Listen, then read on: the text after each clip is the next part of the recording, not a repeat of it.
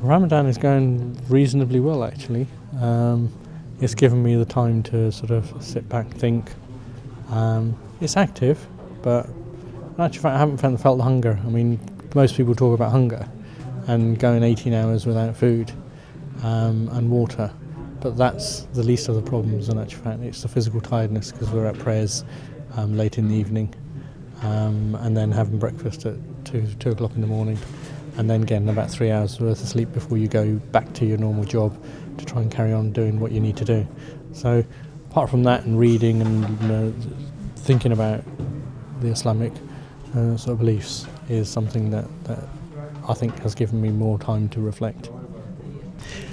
Well, having to work every day, it's a full-time position and it's interacting with people, so you have to, even when you're feeling a bit down and energy-wise, you still have to get yourself going through the day, and you could be working for up to 10, 12 hours a day, so it's a bit of a challenge that way. But it's, at the end of the day, it's very rewarding, like you come and break the fast with the brothers in the mosque. It's really rewarding.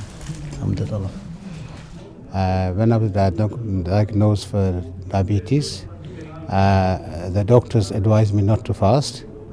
Especially the diabetic nurse, and she said to me, "You shouldn't be fasting." And I said to her, "I will fast and come after my blood test, for my blood test after the fasting month."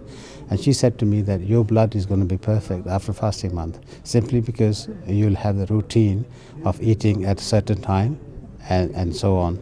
And that's what happened. And obviously, the fasting has got a lot of benefit. It controls your weight, it controls your appetite, and controls a lot of things. I mean, it's basically you could be patient, and then you have self-control. I've weighed myself before the fasting month, which is about 94 kilos. Now I'm 93.3 kilos. So I've lost some weight, which is good. I needed to lose weight. The object of the fast itself is not just to give up food and drink.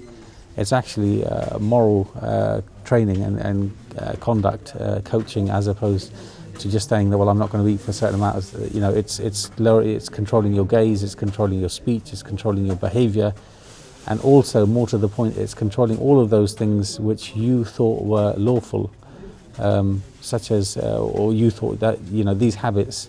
So Allah subhanahu wa ta'ala teaches us in such a way that food and drink, such a basic necessity. If you can give up food and drink for the sake of Allah subhanahu wa ta'ala, then surely as a Muslim you can reform yourself by giving up all the other bad habits that you may have picked up throughout the year. And so you put it into perspective, so you can give up something so necessary such as food and drink, and all the other peripheral stuff that you may be doing and committing sin for is kind of a nothing, أشهد أن محمدًا رسول الله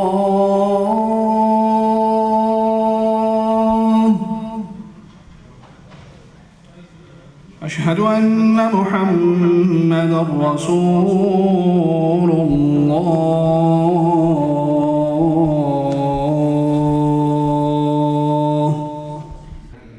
For me it means, well, it's one of the key pillars of Islam, so I'm kind of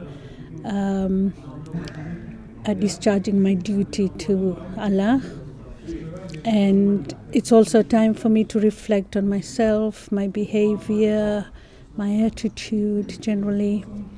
It's a time to kind of control my tongue and be extraordinarily kind. I mean, I'm a kind person, but I go out of my way.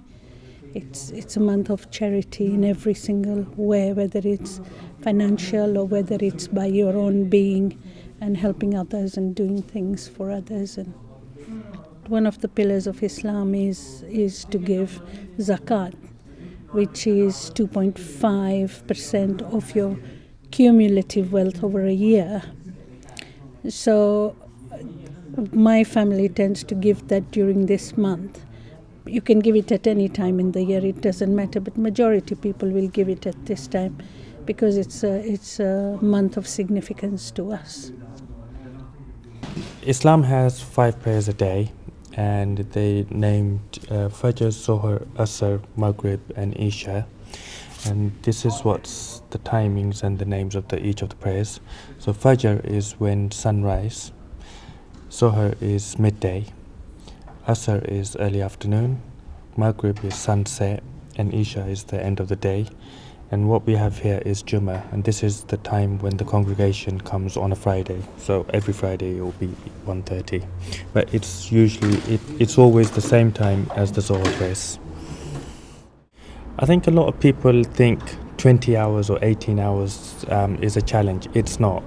It's the willpower that's the challenge, and to have the willpower to say yes, I can do this, and it makes me feel good to do it. That's the biggest challenge.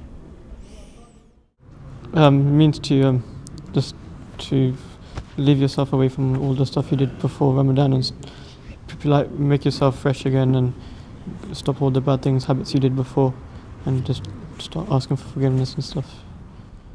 I think it means unity. We all are one. We all are we'll work as a unit over here, and that's what really represents Ramadan. It's like a workforce. We all have each other's back, and we all work together.